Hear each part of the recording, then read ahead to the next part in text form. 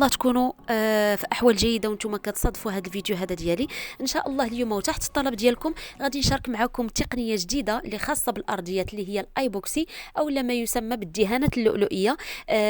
بزاف ديال الناس طلبوني باش نهضر لهم على شي تقنيه جديده او شي حاجه دارجه دابا في السوق. هي حقيقه ماشي جديده باينه من شحال هذا، ولكن الاستعمال ديالها اللي ما منتشرش بزاف. كاينين الناس اللي مازال ما غاديش يعرفوها. نقول لكم تبعوني حتى الاخر وما تنساوش تكبروا الصوره باش توضح لكم على بركه الله.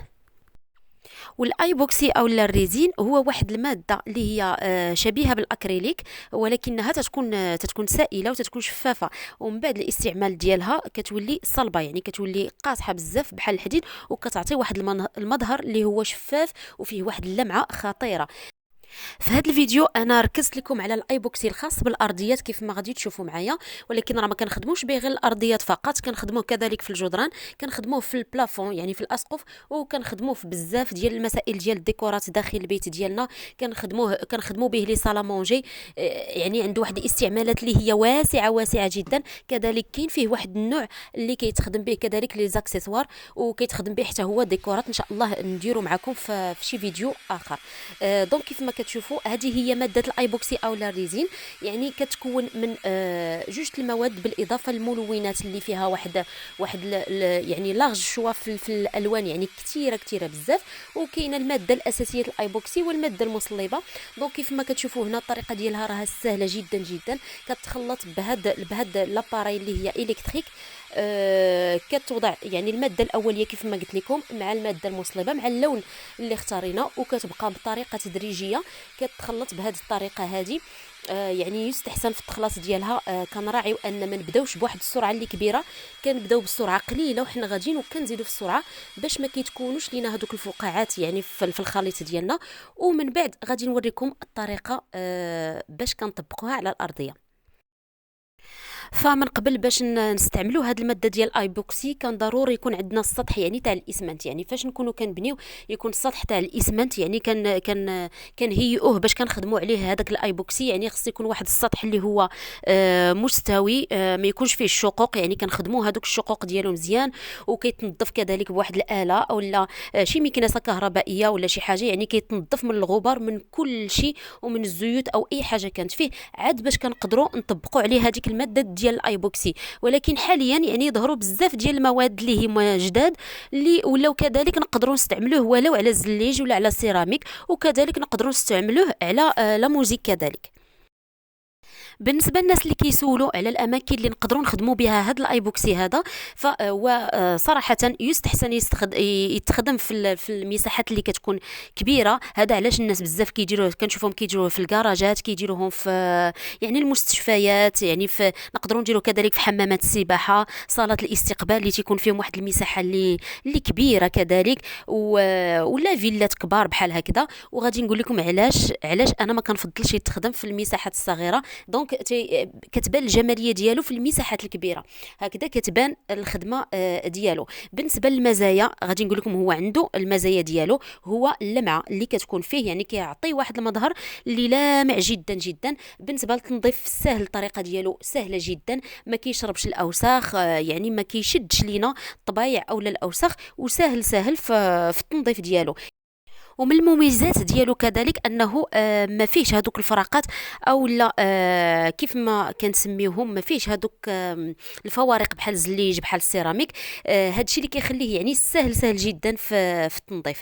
كيعطي كذلك واحد الاضاءه للبلاصه اللي خادمينه فيها. هادشي علاش يعني كيخصنا نراعيو يعني النسبه ديال الاضاءه مع الايبوكسي، لان كيضوي بزاف البلاصه اللي تخدم فيها.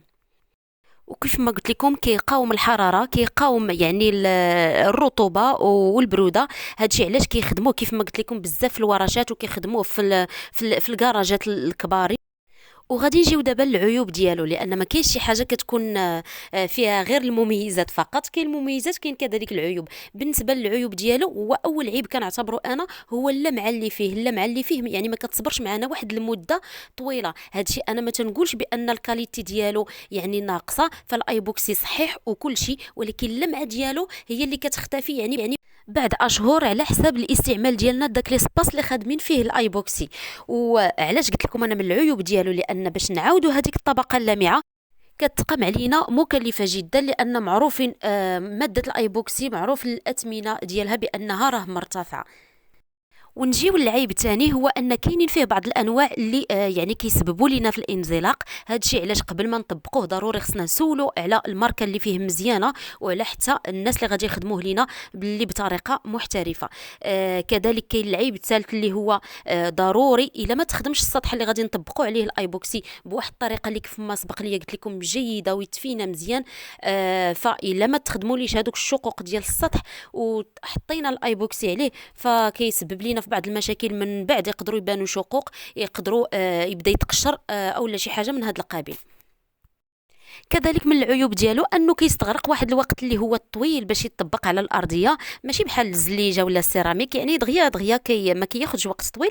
الايبوكسي يعني كيف ما كتعرفوا كنحطوا على شكل طبقات، وباش نحطوا الطبقه الاولى يعني كنتسناوها واحد الوقت اللي هو طويل عاد باش تنشف، عاد باش نقدروا نديروا الطبقه الثانيه وتسناوها كذلك باش تنشف. دونك حتى هذا كنعتبره من بين العيوب.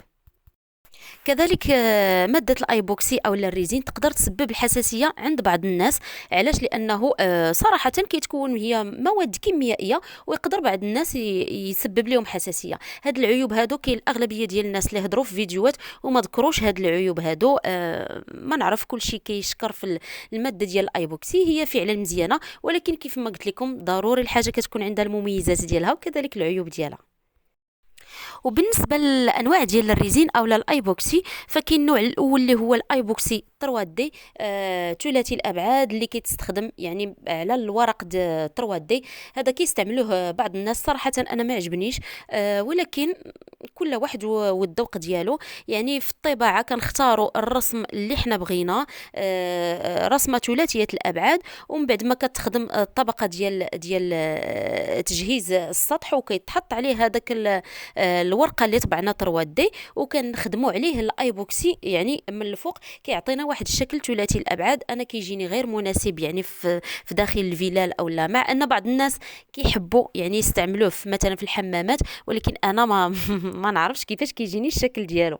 بالنسبه للنوعيه الثانيه واللي هي الايبوكسي ميتاليك، الايبوكسي ميتاليك كيجي على شكل رخام. يعني في النظره الاولى الا شفتوه يقدر يبان لكم يتشابه لكم مع الرخام. هذا الشكل هذا عجبني بزاف، يعني كيجي راقي في الشوفه وكيعطي واحد الشوفه مريحه يعني في داك ليسباس اللي عندنا. الجميل في اللايبوكسي ميتاليك هو ان كنقدروا نختاروا فيه الشكل اللي بغينا ديال الرخام بالالوان اللي بغينا.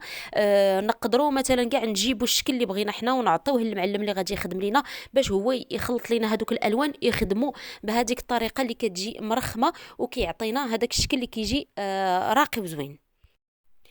وكاين شكل تاني اللي هو الايبوكسي كريستال، اللي كنت قلت لكم في اول فيديو بانه كيتصنع منه لي زاكسيسوار غالبا، وبعض يعني بعض الديكورات المنزليه اللي ما عندناش به غرض دابا.